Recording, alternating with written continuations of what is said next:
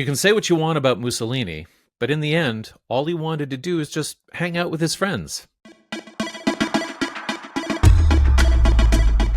That is an Antifascist Dad joke, and I'm Matthew Remski, and this is the Antifascist Dad podcast, which is your spawn point for lore, strategy, and wisdom from way back then, and also right now. You can follow me on Blue Sky and Instagram at Matthew Remski, and you can check out my Patreon at Antifascist Dad Podcast as well, where I post full versions of main feed interviews, a monthly audio essay, sometimes more often than that, and I'm also around to chat on most days. Now, today will be the second of an occasional series of basics episodes that will nail down the ideas and terms that I'll be using here with my guests on a regular basis. Last time I cruised through capitalism, right-wing, liberal, left-wing, simple stuff, because those terms are the groundwork for this episode's run at defining the term fascism. So I'll put that link in the show notes. And also, I want you to know that I'll be using some ideas from my upcoming book as I go along through this basic series. The book is called Antifascist Dad, Urgent Conversations with Young People in Chaotic Times. It's out in April of 2026. And just so you know, the general vibe is that these ideas should be not, difficult. They should be accessible to people of all ages. And also they should be discussed within families and intergenerational communities. So I really want to provide tools for that. So if whoever we are at all ages, from whatever generation, if we call ourselves anti-fascists, what are we anti, actually? What is this fascism? What are we against? Didn't fascism just die with Hitler in that bunker? No, it didn't begin or end with him, and to believe that it could really hints at a kind of primary divide in the conversation around what fascism is. Because if fascism can rise in a really short period of time, like 2 decades in Western Europe, and then die with a single bullet, then it's kind of a temporary and unique form of chaos. You can isolate it, you can quarantine it, because it just constellates around, kind of a once-in-a-generation psychopath who somehow got a lot of power, but then just disappeared, kind of like a weather event. And it is therefore a mystery, and therefore it's somehow contained, like, don't know what that was. And we see this in many, many history books in which overall vibe is, well, how could this happen? And there's a lot of kind of hand-wringing over our potential for inhumanity. And if that's the attitude that we have, then when someone like Trump comes around, we end up playing this charade all over again, wondering, how could this possibly happen? How did this uniquely evil person attain such power, when the truth is, there's nothing really unique about Donald Trump at all. He's one of 1,000 fraudulent tycoons. He's a dime a dozen creepy sex assaulter, and capitalism actually selects these guys out for success. There's nothing unusual about him. But if you don't have that analysis on board, you're going to be fanning yourself and fainting on MSNBC saying, what has happened to my beautiful, wonderful America and all of its promises? And the answer is that it's the same thing that's always happened, only now it's a little bit more intense and nobody's really hiding it anymore. Who is Donald Trump? Is he a malignant narcissist? Maybe. We're going to look at fascist psychology next time, where we get into sticky questions like that. Did he grow up terrorized by an abusive father who actually drove Donald's brother to an early death of alcoholism?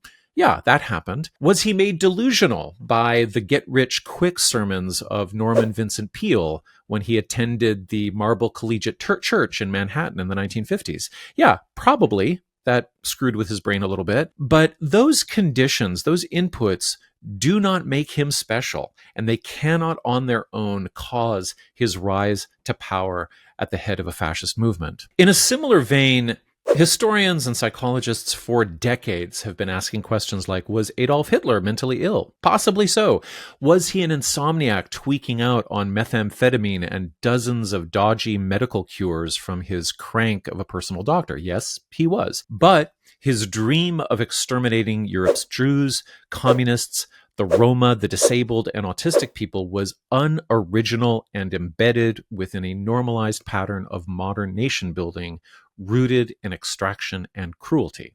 Scholars point out that Hitler openly cited the American genocide of indigenous people as an inspiration, that the mechanisms of fascist control, from the bureaucracy and legal frameworks to the surveillance that would marginalize and scapegoat people, these were all developed in the colonial period and were now arcing back to Europe like a boomerang. Some argue that fascism is an unsurprising outcome of capitalist crisis more generally, and it emerges in periods of depression or high unemployment, when the rich and powerful need to both divert and control the rage of the working class. So inherent to this whole study of fascism is this question of how many things can you see it connecting to? And the very simplistic kind of high school, I think, impulse is to look at Franco and Hitler and Mussolini in their day, and then Orban, Bolsonaro, Modi, and Trump in our day as charismatic strongmen who magically appear to manipulate the vulnerable. And that's actually the very common mainstream and liberal, if you remember how we defined that last time, take on how all of it happens. This is the view that you'll hear on MSNBC or that you'll read in the New York Times. Now, opposing that very simplistic view is an understanding of fascism that finds its roots in capitalism, colonialism, and patriarchy, and suggests that it expresses the ultimate logic of these hierarchical, bigoted, and extractive tendencies. And I side with that more interconnected view, but I also know that it can broaden the definition of fascism out to the point of fuzziness. So, with all of that in mind, let's look at a few very concrete definitions from the literature. Now, the first comes from the American historian Robert Paxton, who's now in his 90s. He was born the year before Adolf Hitler became the dictator of Germany, so he's got a long view on this. And I find his perspective compelling because with all of his scholarship on board, he was at first skeptical about whether the Trump era fit the profile of the fascist movements that provoked the Second World War.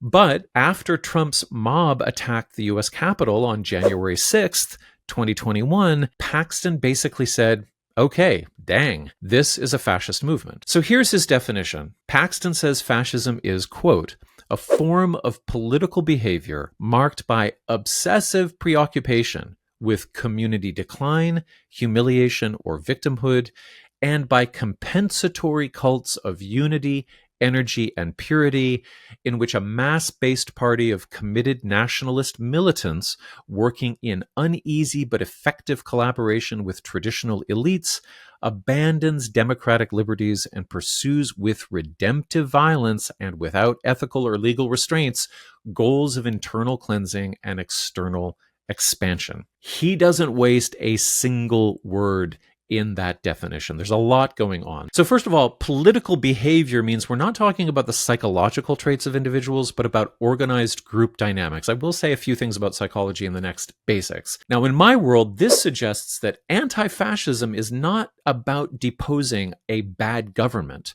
or getting rid of a bad leader. It's about improving social conditions so that these forces never emerge. Fascism is obsessive, which is Paxton's next point, in that it moves quickly and anxiously, and it fixates on narrow themes related to its own shame and victimhood.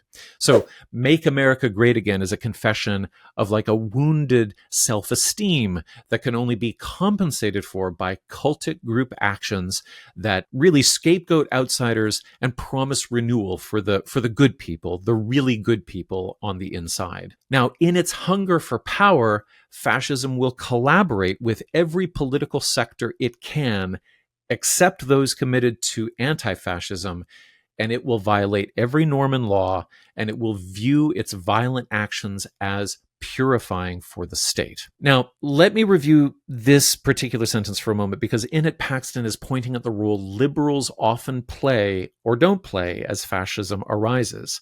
He says, a mass-based party of committed nationalist militants working in uneasy but effective collaboration with traditional elites. Okay, So, who are the traditional elites here, and how uneasy is their collaboration? From the conservative side of the US Congress, we can think of all the older guard Republicans who brought the GOP into its Bush era, but then survived to bring Trump to power in the Trump era. They didn't like his manners.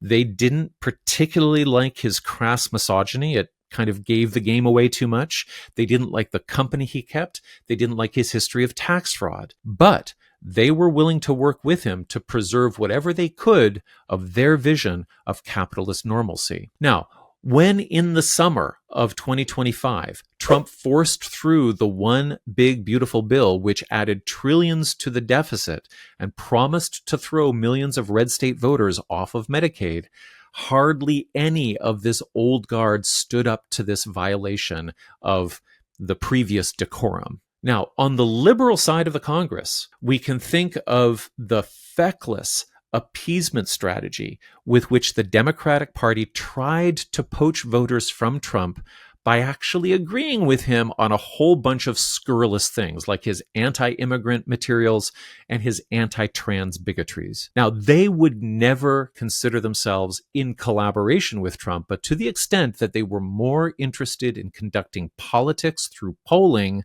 than through upholding actual values and fighting as hard as they could against fascism, they effectively became collaborators. It would take a whole separate podcast series to track how the legacy media in liberal and coastal Democratic strongholds like New York City tried to strike deals with the Trump administration in order to retain access to the White House press pool, or, like the Democratic Party, tried to chase Trump supporters by platforming their heroes, or by casting fascist concerns as reasonable or newsworthy. The worst examples here involve completely overblown coverage of the pseudo-controversy of trans women in sports at the same time that MAGA is legislating trans people out of existence. Or the New York Times offering fascist sympathizers like Steve Bannon and Curtis Yarvin 90-minute softball interviews accessible through their front page. So why does this happen? There are many reasons, but in general, it happens because of some features of the liberal outlook. It really wants to believe in the power of sunlight and persuasion, as in, if you have Steve Bannon on your front page, everyone will obviously see how wrong he is, but also how welcoming and reasonable you are, how you're just a good guy who wants to get along and have a good conversation about real issues. Secondly, the liberal outlook, because it's integrated with the basic values of capitalism, will always seek to expand its own market. So the idea is that if you can be open and polite to Steve Bannon, his followers will start to understand that the New York Times is a safe place for everyone, no matter how divisive their views are. Now, the liberal position might want to express disapproval of fascist politics, but it also doesn't want to be locked out of power. So if you treat Trump with respect, he'll keep you in that press pool. You'll ride on Air Force One, and you'll still be on the inside. You'll get to keep going to Mar-a-Lago as long as you remain polite. Finally, and this is probably the most bleak part of this whole equation, is that the liberal position actually allows people who agree with right-wing positions on immigrants or trans people to let the fascists do the dirty work and then position themselves as the moral moderates. Now, sometimes liberals go so far as to admire the purported order that fascists promise. In the 1930s, this was a big thing. Newspapers across Europe and in the States praised Mussolini's modernization of Italy while overlooking how he did it or who he killed along the way. Here in Canada, we have this great, terrible story about one of our old prime ministers, William Lyon Mackenzie King, who visited Hitler in June of 1937 and was just mesmerized. He came away believing that the dictator was some kind of saint. He is very nice, sweet. King writes this in his diary, quote, "And one could see how particularly humble folk would come to have a profound love for the man. As I talked with him, I could not but think of Joan of Arc. He is distinctly mystic." That is the Canadian Prime Minister in 1937. Okay, in the next Basics episode, I will fill out the part about cults of unity, energy, and purity, because that really nails down the psychological anxiety that drives certain aspects of fascist movements. Okay, moving on to a few other definitions with points that Paxton leaves out. In 2003, a historian named Roger Griffin defined fascism as palingenetic ultranationalism, which is a mouthful, very jargony. But what he means was this is a movement centered on the imagined religious rebirth of a nation's founding myth after a humiliating period of cultural, moral, and physical decline. There's another historian, Jason Stanley, who also emphasizes this drive to restore a fictional golden age by purifying the toxins of change. He goes on to provide this 10-point checklist of fascist tactics, including propaganda, anti-intellectualism, obsessions with law and order, and anxieties about sex. Now, recently in 2025, Craig Johnson, who I'm interviewing for the podcast, he's been a really great source for me, offered a very simple and contemporary definition of fascism aimed at boys and young men today. He describes fascism as, quote, a nationalist, anti-liberal, sexist, and violent right-wing political movement that aims to remake the world. Now, foregrounding sexist as a core factor is crucial, as we'll see in following episodes. One last major point here on definitions. If we understand fascism only through the lens of 1930s Europe, we can miss how deeply fascist logic and practices are embedded in histories that long predate titans like Hitler and Mussolini, and how they are essential to the American story. There's an amazing book that I would recommend for everybody. It's called The Black Anti-Fascist Tradition, Fighting Back from Anti-Lynching to Abolition. And in it, historians Jeanelle Hope and Bill Mullen argue that the source of European fascism lies in the terror inflicted on Black life under colonialism. As they ask this question, they're really echoing the words of the Martinique psychiatrist and anti-colonial writer Frantz Fanon. They ask, quote, what is fascism if not colonialism when rooted in a traditionally colonialist country? So in this vision, fascism is a violent nationalist impulse that, if it is beaten back from its colonial footholds, as was the case in the period that ended in World War I, it will turn its rage on its own population. If it can no longer extract gold from African mines, it will pull it from the teeth of the scapegoats it decides to kill. This theory is called the imperial boomerang, and it's the idea that the empire throws out a weapon and it's whirling back around. So you can see how this deepens that opening distinction I made between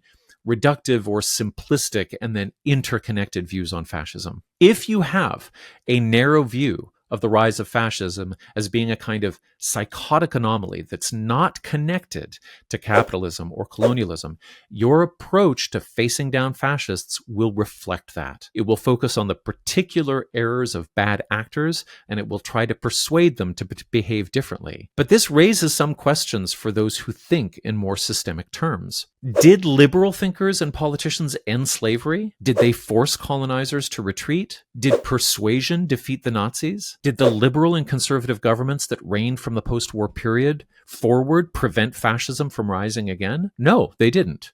These things took clarity and force and sometimes violence to repel the violence of repression. Now, maybe you remember that in the first episode of this basic series, I used a quote from Martin Luther King Jr. directed at white moderates to illustrate the tendencies of the liberal position when it comes to injustice. He was basically saying that the liberal has a limited positive impact on social justice because the instinct is to always try to avoid conflict, to ask the marginalized person or the immiserated worker to wait, to be patient, to have faith that things will improve so long as they don't rock the boat too hard. Now, for the home stretch here, I want to offer a simple all ages metaphor for the social position of the fascist that kind of coordinates with Martin Luther King's view on the interactions of liberals. It's really about the problems that arise when people try to face the fascist down from a liberal perspective. So you might want to close your eyes for this. Because I want you to go back in your memory. Take yourself back in your mind to grade school. I'm going to paint a particular picture of a kind of teacher that you might remember. And you can see if you recognize what I'm talking about, but I think it'll be familiar to you. So there's this teacher who at first seems to be a positive and encouraging influence around the school, but over time, you can develop a kind of disappointment as you realize that they're not really tuned into your needs. Now, it might be little things that it starts with, but over time, this is a growing feeling that if you have problems or your heart is hurting in some way and you go to them, you know they're not going to be really a great person, a great resource. They won't have time. They have a school to run after all. They will shrug. They'll pat you on the shoulder. They'll send you on your way. At most, they might smile a lot. They might give you a little pep talk, and you don't know why they're kind of cold on you or a little bit distant. Maybe they're busy. Maybe they don't care. It's hard to tell. But the fact is that they view their primary job as being about telling you that you need to put your chin up, you need to buckle down, you need to adjust to the demands of the world, regardless of whether those demands are arbitrary or maybe even cruel. These teachers are not there to change the system. They're to help it work with the least amount of complaining. They are there to add oil to the gears of the machine, even when it's grinding people up, because they believe that at least the machine is going in the right direction. Now, this teacher is aware of bullying in the schoolyard, for instance. They are aware of cruelty in the classroom. And as the teacher, they should be the one standing up between the bully and the person being bullied. But do they? Do they do that consistently? Not really. In your experience, you've watched them kind of frown on the bullying. They might tap the classroom sign that says no bullying. They might give the bully a cross look. They might hope it all goes away. But they're only going to intervene when the bullying crosses enough of a line to disrupt the function of the school. They don't seem to believe it's their responsibility to help change the school culture in which bullying happens, because they seem to assume that bullying is just part of human nature and that everyone should just adjust to it. And also, bullying and cruelty is not something the teacher really has to think about much because it doesn't impact them personally. Even if in their school careers they themselves were bullied as kids, they got over it without any help, and so why shouldn't you? And so if you ask for accommodations or for the system to change in some way, they look at you as if you are spoiled or self-centered. They didn't need any accommodations back in their day, and none were available, and it wouldn't have occurred to them to ask. So what's the big deal with you? Why are you complaining so much? When it comes down to it, their primary strategy is to tell you to toughen up and do your work just like everyone else. They're not going to go too far out of their way to protect you or the marginalized. They trust the general system to do that. Somehow the invisible hand will just take care of things. And if they get the feeling that the system won't protect scapegoats or the marginalized, they console themselves with being moderately protected themselves within the system, whether that's ultimately true or not. In their view, they are getting a paycheck to keep the school running, not to create a culture of justice and kindness. The thing is, bullies thrive under the watch of this teacher because they know an unfair system is something they can exploit. They know it is built on norms that everyone must voluntarily follow in order for them to work. That's what norms are. They're just agreements everyone makes. But bullies learn they can get away with a lot if the school just decides to ignore them. They benefit from the assumption that mainstream culture is just ultimately safe for everyone. It is much harder for the teacher to change a culture of bullying than it is to manage its excesses to keep the general structure going. For this teacher, what is valuable is the school and its visions of progress and achievement and their place in it. Their primary values are not community, they're not fairness or love or support. But it might be even worse than that, because it is easier to manage bullies than it is to challenge them. And that means that this teacher might find you, who's the one complaining about the bully, to be more annoying and disruptive than the bully is. And even more than that, if you ask the teacher to challenge the bully, you are making a moral argument. You're calling on the teacher to do the right thing, even if it is beyond the standard responsibilities of their job. And if they're not willing or able to do the right thing, they might feel bad about that and take it out on you. Because who are they going to blame? The bully? No,